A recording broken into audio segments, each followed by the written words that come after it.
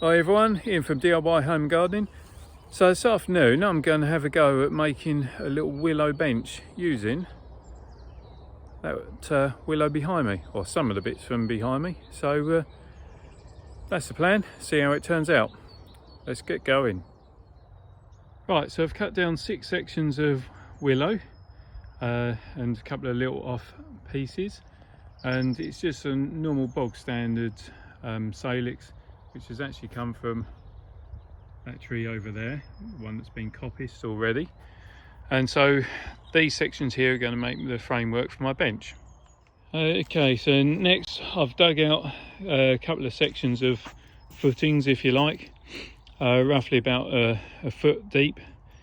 And what I'm going to do is insert 3 pieces of willow in there and 3 into there, and get those uprightish and firmed in place. And as you can see, it's not a massive span, but I think in total it'll probably be about 4 foot wide. So let's get those willow pieces in. Probably should say it's worth, before you stick them in holes, just cut off any sections that are noticeably bent, as you want the stems as straight as possible, because that will make your job a bit easier. So now we've got straightish stems, we will then get them into the holes. Right, placed in the holes and now ready to backfill. I have cut off some of these side branches just because it makes it easier, just leaving the top ones on, because quite frankly you don't know where you're going to end up cutting. So that is set, just to backfill now.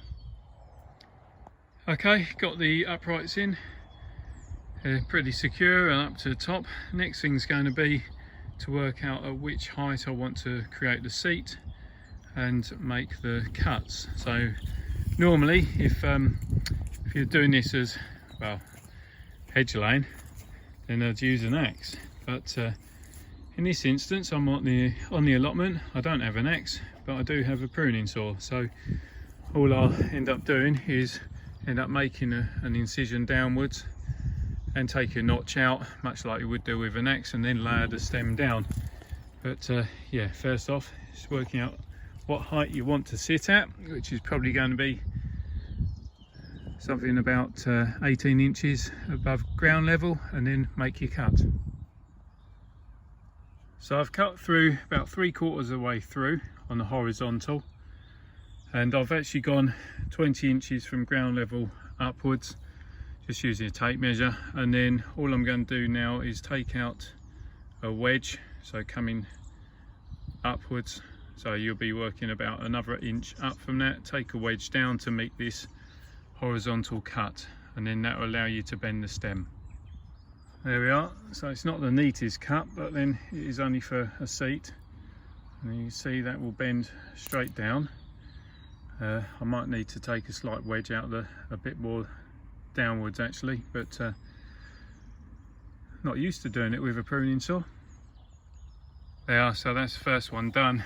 You can see it has split, but that should heal. It's still intact there, so I come across to there, at which point I can tie it off and then drop the other one the other way. So that's what I need to get done now. There, so that's tied off, nice and secure, roughly horizontal. Might need to tamper it down just to get a bit more horizontal. And then next would be cutting this one and drop that. So do that, repeat it, and hopefully try and make some sort of bench. Right, so got the 4 legs done, or 4 main supports done, and for the time being I've just tied the cross beams to the top sections, not to the bottom legs. Now to cut the middle supports. So I've got the middle sections cut, and now probably easier if you then just start cutting these sections. Leave sort of an inch or 2 overhang across each one, and then you'll just find it easier for when you start tidying up and threading through sections of timber next. So we've got the ends all neatened up. Now what you want to do, cut a load of sections just from your sort of offcuts of willow that you've got, and again you just want to have it so that it's going to be slightly wider than your bench, and then at this stage is where you'll start weaving these essentially between these cross beams to give you somewhere to park your bottom and also to give you a bit of strength. And once you get that done, then we can finish the tying off.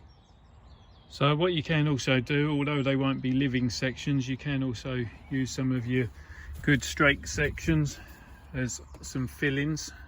So you can always put those in place first before you then start doing your cross section. So that's always a good option.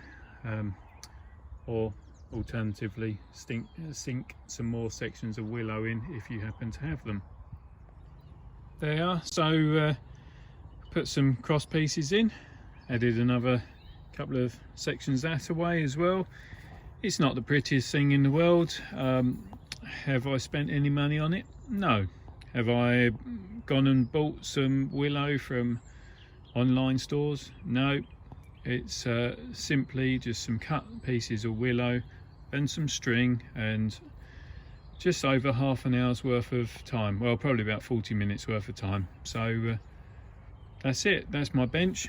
And what I'm thinking of doing next is actually using some of this metal work, maybe build a bit of an arch over the top to potentially grow some sweet peas over. So that's what I'm thinking. But in the meantime, I've got a bench.